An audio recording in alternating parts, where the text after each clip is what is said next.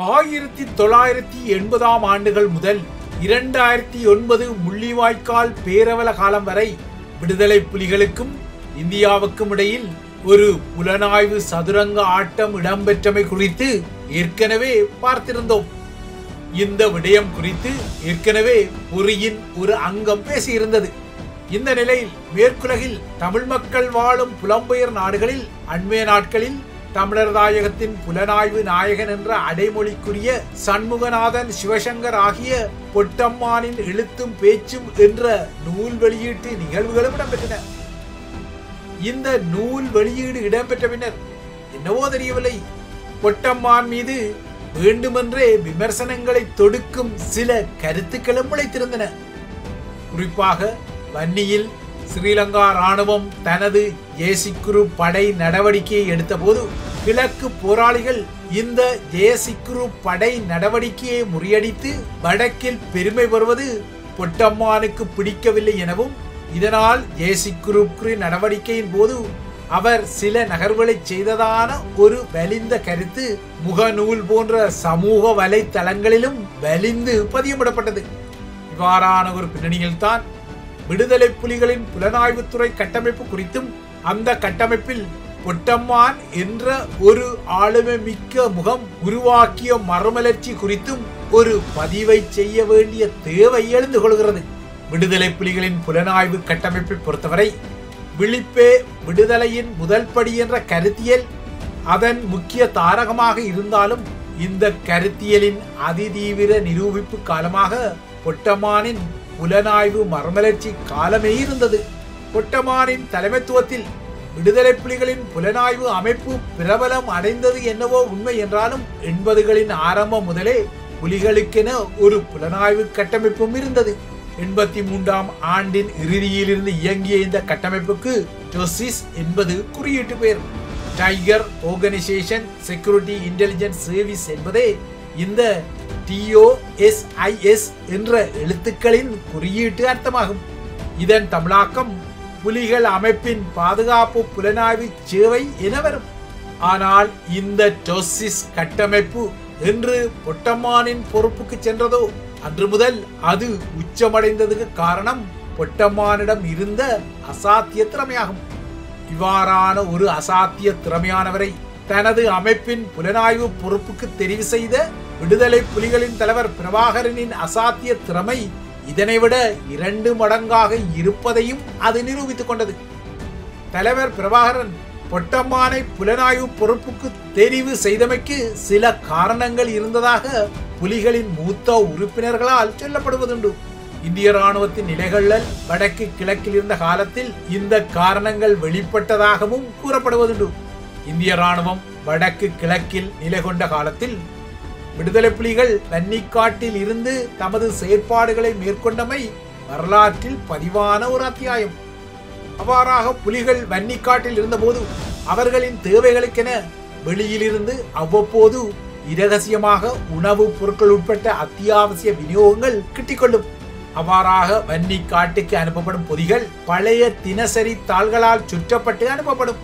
இந்திய ராணுவம் கடுமையான கண்காணிப்பு மற்றும் பாதுகாப்பு நடவடிக்கைகளை மேற்கொண்ட காலத்தில் விடுதலை புலிகளின் வலையமைப்பு எப்படியோ ஒருவாறு காட்டுக்குள் இந்த விநியோகங்களை கொண்டு சேர்த்துவிடும்.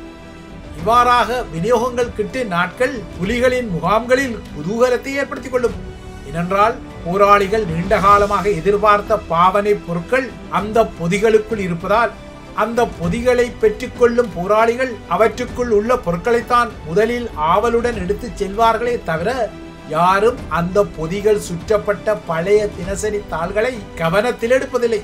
ஆனால் வன்னிக்காட்டில் இருந்த போராளிகளில் பொட்டம்மான் மட்டும் அவ்வாறாக பொதிகளில் சுற்றப்பட்ட பழைய தினசரிகளில் என்னென்ன செய்திகள் வருகின்றன என்பதை ஆர்வத்துடன் படித்த பின்னர்தான் பொதிகளுக்குள் என்ன வந்தது என்ற விடயத்தில் ஆர்வப்பட்டுக் கொள்வார். அதாவது தான் காட்டுக்குள் இருந்தாலும் நாட்டிலும் வெளியே உள்ள சமூகத்திலும் என்ன நடக்கின்றது என்பதை அறிவதில் ஆர்வம் கொண்டவராக பொட்டம்மான் இருப்பதை தலைவர் பிரபாகரன் நன்றாகவே அவதானித்துக் கொண்டார். இதனை விட அப்போது இருந்த போராளிகளில் சீட்டாட்டத்தில் அசாத்திய திறமையை கொண்டு ஒரு போராளியாக பொட்டம்மான் இருந்தார். தன்னுடன் கார்ட்ஸ் விளையாடுபவர்களின் கரங்களில் உள்ள சீட்டுக்கள் எவையாக இருக்கும் என்பதை துரிதமாக ஊகித்துக் கொள்வதிலும் பொட்டம்மானுக்கு அசாத்திய திறமை இருந்தது. இதுவும் தலைவராலும் ஏனைய போராளிகளாலும் அவதானிக்கப்பட்ட இன்னொரு விடயம். இவ்வாறாக பொட்டம்மானிடம் இருந்த சில அசாத்திய திறமைகள் தான் பின்னர் ஒரு கட்டத்தில் உலகின் முக்கிய கெரில்லா அமைப்பு ஒன்றின் உளவுத்துறைக்கும் அவரை பொறுப்பாக அமர்த்தி கொண்டது. சரி, இப்போது மீண்டும் புலிகளின் ஆரம்பகால புலனாய்வு வலையமைப்புக்கு திரும்பிக் கொள்ளலாம்.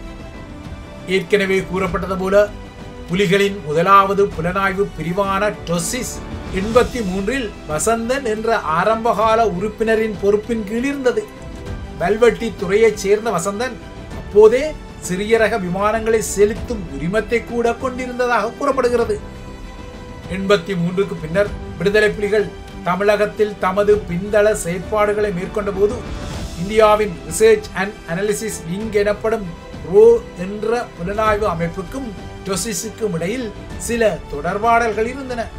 அப்போது இந்தியாவின் ரோ அமைப்புக்கு 15 வயது. விடுதலை புலிகளின் புலனாய்வு அமைப்பு ஒரு சின்னஞ்சிறிய அமைப்பு. இந்தியாவின் ரோ அமைப்பை பொறுத்தவரை அதன் உருவாக்கத்துக்கு முக்கியமான சில காரணங்கள் இருந்தன.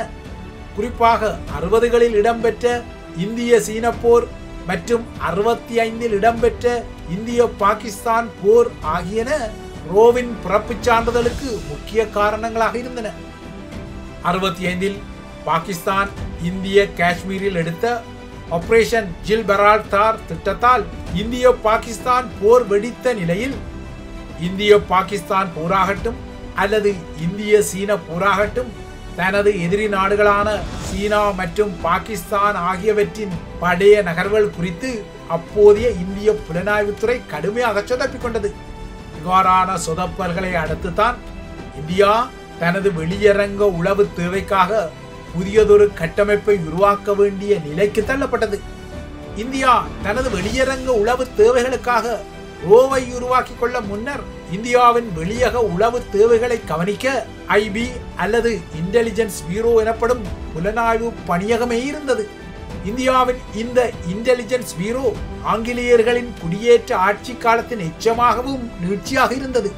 இதனால் 1947இல் இந்தியா சுதந்திரமடைந்த பின்னர் இதே ஐபி அல்லது இன்டெலிஜென்ஸ் பியூரோ கட்டமைப்பு தான் இந்தியாவுக்கான உளவு கட்டமைப்பாக இருந்தது. சுதந்திரத்துக்கு பின்னர் இந்திய குடிமக்களே ஐபியின் இயக்குனர் பொறுப்பில் இருந்தனர். எனினும் ஏற்கனவே கூறப்பட்டது போல 60களில் இடம்பெற்ற சீனா மற்றும் பாகிஸ்தானுடனான அடுத்தடுத்த போர்க்களங்களில் இந்த இரண்டு நாடுகளின் போர் நகர்வுகளை முன்கூட்டியே கணிக்க தவறியதால் இந்த ஐபி கடுமையான விமர்சனத்துக்குள்ளானது. தமது வெளியக உளவுத்துறை ஒரு தோல்வியடைந்த அமைப்பு என்பதை உணர்ந்து கொண்ட இந்தியா தனது உளவுத்துறைக்கு புதியதொரு உதிரத்தை பாய்ச்சி வெளியக புலனாய்வு தேவைகளை பூர்த்தி செய்ய வேண்டும் என்ற அடிப்படையில் 1968ஆம் ஆண்டில் ரோ அமைப்பு உருவாக்கப்பட்டது. இந்தியாவின் நலன்களை கருத்தில் கொண்டு வெளிநாடுகளில் இந்தியாவின் பாதுகாப்புக்கு எதிராக நடக்கும் சதி செயல்களை கண்காணித்து அவ்வாறான சதி செயல்களை முறியடித்துக் கொள்ளவும் சதிகாரர்களை இனங்கண்டு கொள்ளவும் இந்த புதிய அமைப்பு உருவாக்கப்படுவதாக இந்திரா காந்தி அரசாங்கம் விளக்கமளித்தது.